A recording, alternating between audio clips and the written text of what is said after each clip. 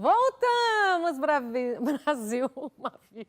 Gente, eu não aguento olhar para a cara do Mavi sem rir. Se tem uma pessoa que é de bem com a vida, é o Santos e o Mavi. Esses dois aqui, vocês não têm noção, tá? Eu tenho que falar para vocês, assim, porque às vezes eu volto rindo, desculpa, viu, doutor? É que o Mavi é muito engraçado aqui. Doutor Gregor Ospoff, gente, presta atenção agora. Este homem entende da nossa mente, hein? Olha só, psicanalista e neurocientista. Nós vamos falar sobre o que é ansiedade coletiva e como e por que ela acontece. E, na verdade, é o que mais tem acontecido ultimamente, não é, doutor? Exatamente. Né? A gente vindo desse tempo para cá, de 2 anos e pouco para cá com a pandemia, então, aumentou muito, né? Muito. O que a gente sente bastante na clínica é que ansiedade e depressão são os 2 pontos principais, mas a ansiedade agora com essa volta, as pessoas trabalhando presencialmente, voltando para as escolas, é o que realmente é o carro-chefe. 80% da clínica é ansiedade, é a preocupação com o futuro, é a preocupação com o que vai acontecer. O que é a ansiedade descrita assim de uma linguagem simples para quem está em casa entender, para perceber, será que eu sou ansiosa ou não? Vamos primeiro ter uma coisa Entendi. importante. Ansiedade é uma coisa natural. Sim. Então, todos nós temos ansiedade, naturalmente. O que é ansiedade que a gente está tipificando, dizendo o que é ruim para a clínica? É quando passa, quando você não consegue dormir porque está pensando no problema do amanhã, quando você está preocupado com uma prova que vai acontecer daqui 2 semanas. Sabe, quando aquilo te tira do Sofrimento conforto, antecipado, o sofrimento, né? um peso, sabe, uma coisa que te tira do conforto. Aí já é um alerta que a ansiedade tá pegando. Mas não é que é uma doença ou que tá te fazendo um mal. O mal é quando é uma coisa recorrente e esse peso nunca passa. E aí, gera o quê?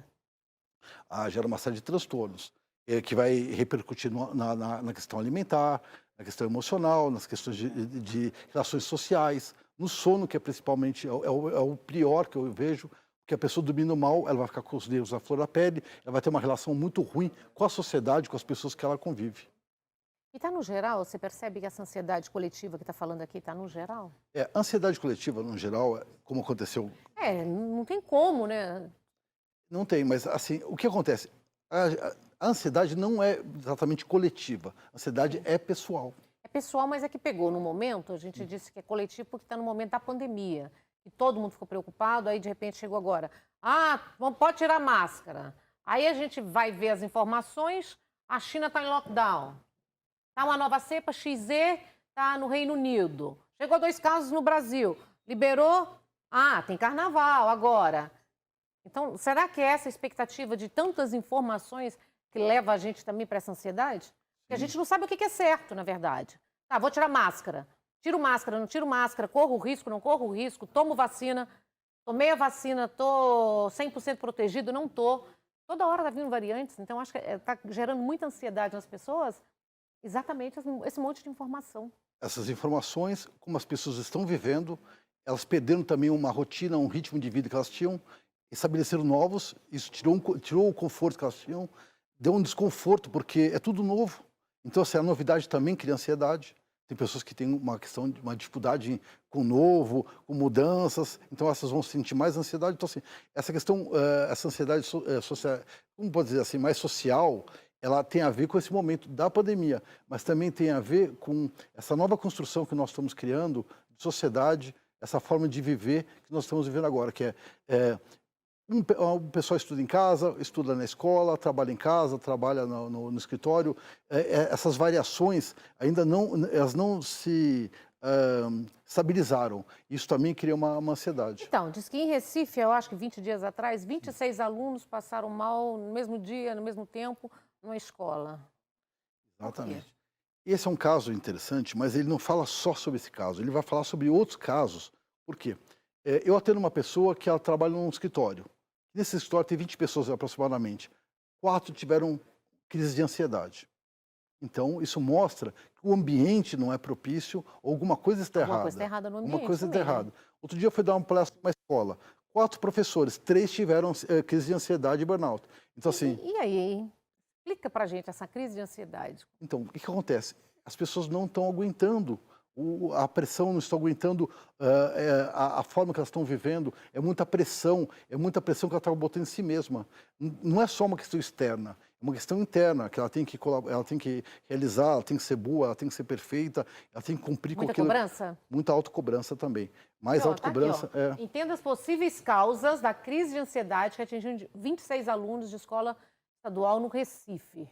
Então, isso mostra, tem uma coisa interessante Psicologia, ó. nesse caso, que pode não ser uma coisa desse dia, não é uma coisa de Você um acha que pode acontecimento. somatizar? Isso é uma coisa que vai se somando, como um verniz, vai se dando uma camada acima de camada, que vai chegando e deu essa... Ou será que era alguma prova? Mas infelizmente houve essa questão toda, que todos eles sofreram, a 26, porque muitos falam assim, foi uma encenação.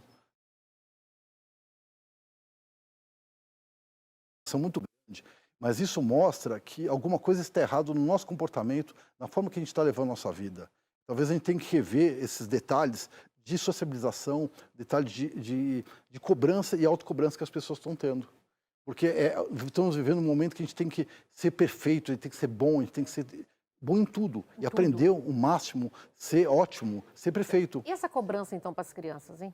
Isso é pior Hoje ainda. criança não brinca, não faz nada, meu Deus. Só tudo grudado na tela de computador. Porque brincar para a criança faz parte do desenvolvimento. Então, quando você tira a brincadeira da criança e deixa ela no computador, não é ruim. Mas o ruim é que ela só vai ficar no computador. No computador. Então, ela não tem uma brincadeira objetal, ela não pega no brinquedo, ela não tem esse atrito social, ela não interage. Ela fica num campo da imaginação. Ela ela não vive a realidade. Então, assim, há um processo de dificuldade de desenvolvimento, ela vai ter um processo de dificuldade de aprender a conviver com as outras crianças. Isso também cria uma ansiedade, porque ela não está acostumada com o contraditório. Ela não está acostumada a ouvir não. Ela não está acostumada a dividir mais nada. Esse é o problema, né? Tá tendo sérios problemas todos nós com os filhos.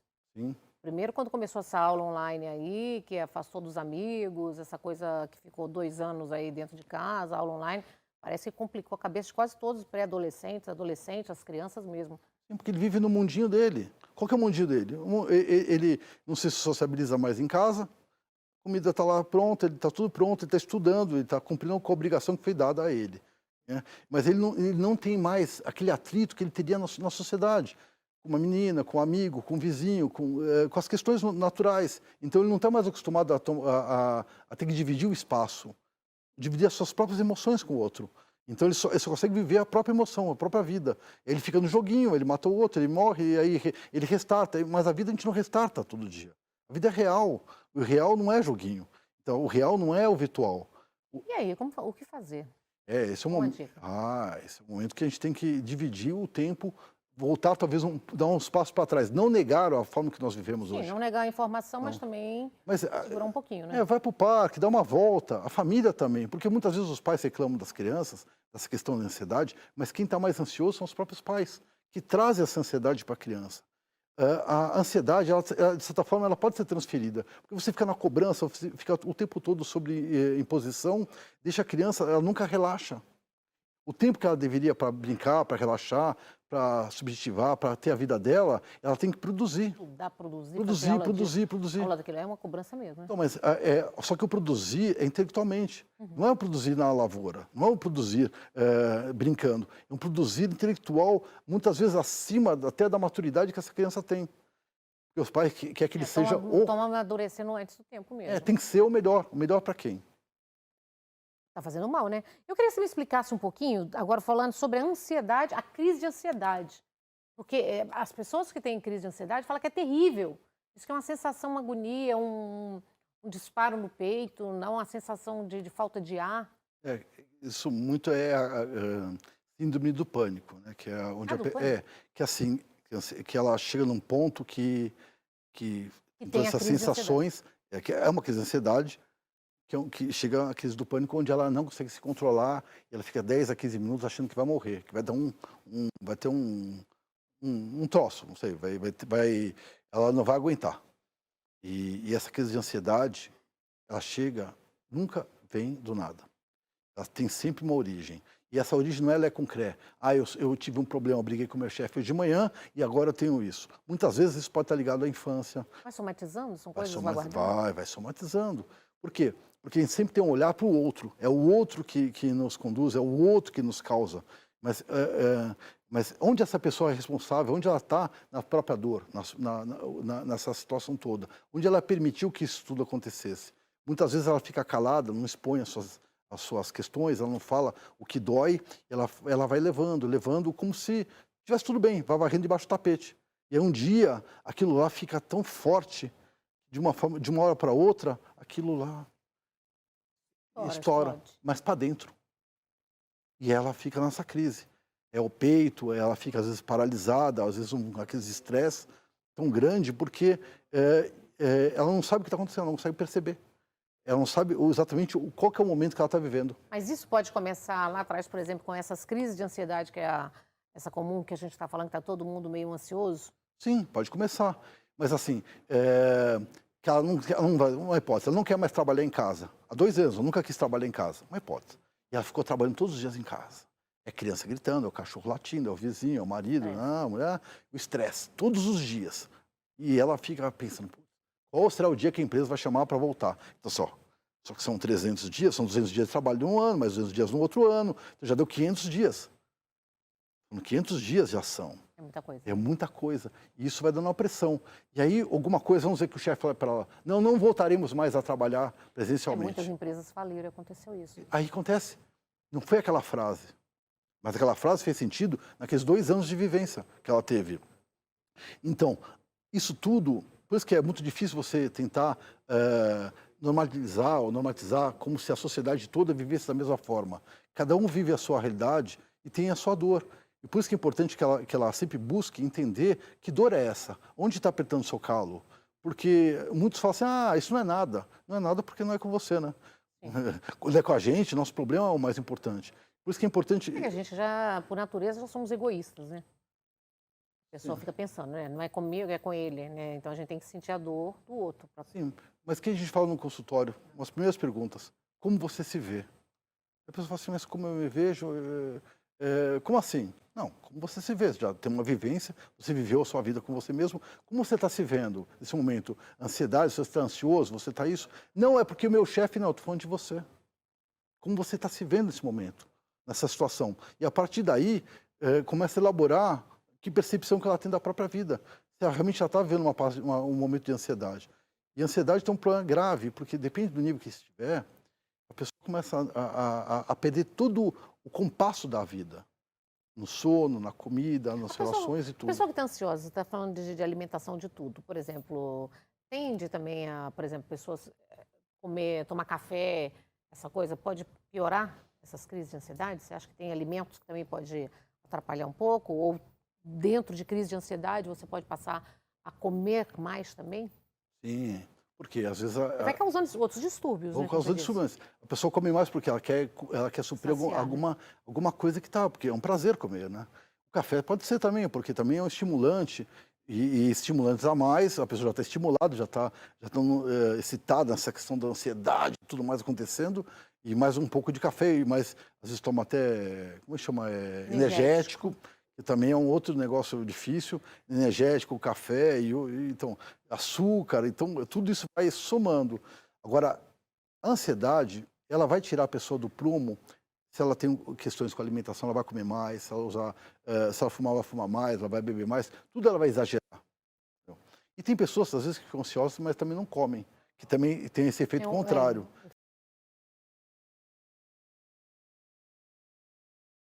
De forma até diferente do que a gente espera, né? Espera que a pessoa gostaria de se saciar e alimentar-se mais, né?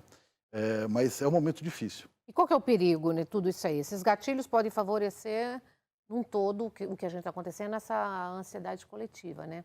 E se a gente observar, então, dentro de casa, a gente começa com as transformações no geral, porque está todo mundo na mesma situação, não importa que seja criança, adulto, pai ou mãe. A gente tem que observar 2 caminhos aqui. Primeiro, o adulto, você falou de casa, então o adulto, como ele está vivendo, e as crianças. As crianças, elas estão abaixo dos adultos, então elas sofrem como se fosse uma interferência direta de cima para baixo, vamos dizer assim. Então essa energia se os adultos estão ansiosos, estão com problemas e estão vivendo assim, muito acelerados, as crianças vão ficar também. A gente pode passar para o filho que a gente, nosso estado... Porque a criança, como é que o que a criança momento. precisa? Ela precisa ter uma vida boa, confortável, ela tem esse conforto. Agora, quando os adultos não estão confortáveis, estão desconfortáveis e trazem isso para a criança, também deixa a criança acelerada. E essa aceleração é ruim porque a criança não entende o que está acontecendo. Porque é como se você criasse uma expectativa de alguma coisa negativa, como se fosse um filme de suspense. Ela não sabe o que vai acontecer e ela fica sempre naquela expectativa. E essa expectativa do que vai acontecer pode gerar medo, ansiedade, frustração, pode gerar outras questões, porque ela está vendo que alguma coisa está acontecendo de errado, mas ela não entende o que é o dinheiro, o que é a relação de trabalho, o que é que está acontecendo nas relações familiares. Porque para ela a vida é muito simples. É só comer, dormir, estudar, fazer as coisas básicas. O adulto às vezes fica colocando essa questão sem explicar, né? Mas se sente também que está nesse momento, acho que o interessante é procurar uma ajuda também, né? Um profissional, né? Porque tem crise de ansiedade aqui, as pessoas dificilmente conseguem sair sozinhas também, né, doutor? Na verdade, a crise de ansiedade são raras vezes que a pessoa sai sozinha. Isso que eu tô falando, precisa de ajuda Precisa de sempre. ajuda. Por quê? Ela não consegue se enxergar. Eu vou usar uma frase do Saramago, que para ver a ilha, você tem que sair da ilha. Uma frase que eu gosto de usar bastante, porque muitas vezes você está na crise de ansiedade, você está ansioso, você está agitado, você está tudo, e não consegue se enxergar. Você acha que as pessoas estão erradas, você acha que o mundo está errado, que as pessoas não estão tendo paciência com você, você acha que o mundo não consegue te entender. Tá. E você está aquela... Então, sempre, às vezes uma ajuda profissional pode te trazer Um olhar diferente. um olhar diferente, Um olhar sem profissional. julgamento, sem crítica, que traz você para um acerto desse movimento que é o seu movimento pessoal, onde você vai ter esse equilíbrio, esse recompor da sua vida. Doutor Gregor, muito obrigada. Adorei a sua entrevista, viu? Eu que agradeço, obrigado. Como que nós podemos encontrar você nas redes sociais? Estou no Instagram, é gregor.osipoff.psicanalista, e no celular, no WhatsApp, é 999-797759, São Paulo. Obrigada, viu? Muito Volta obrigado. mais vezes. Obrigado. Fica comigo, nós vamos para um rápido intervalo comercial. Um minutinho só, hein? Não sai daí, porque tem muito mais para você aqui no Tarde Top.